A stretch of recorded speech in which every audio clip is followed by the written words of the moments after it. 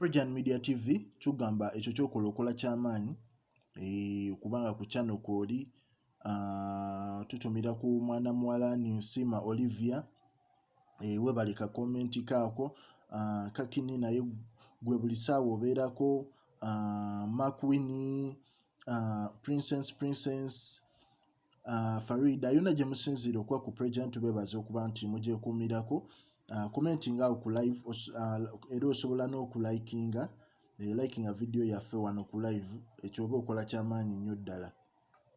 Yes, mwana mulenzi Eddie Kenzo yetajja kuva mu mawulire olw'ebintu ebimutuukako ebimu ebyewuunyisa. Eddie Kenzo azzeemu okumenya ebyafaayo osegeera naye Munnayuganda asoose ogezaako okukola ebintu nga bino naddala mu nsi ezitali zaawano ewaffe mu nsi y'e Bungereza.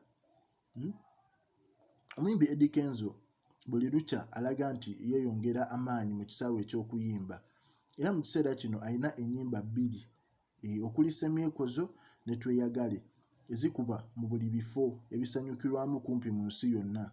Kyokka ekyewuunyisa ne mu kkanisa ennyimba zino zaatuuse.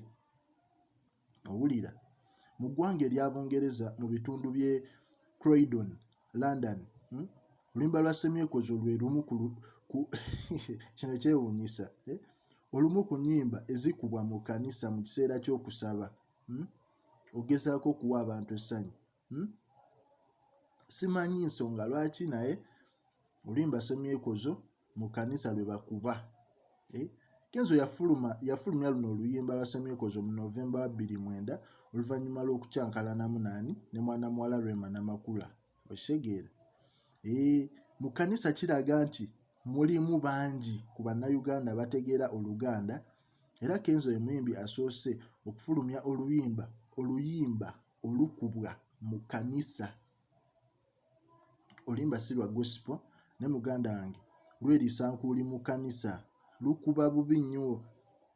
Abantu batendereza, abantu basinza naye nga bali ku Semyekozo. Kandubawe.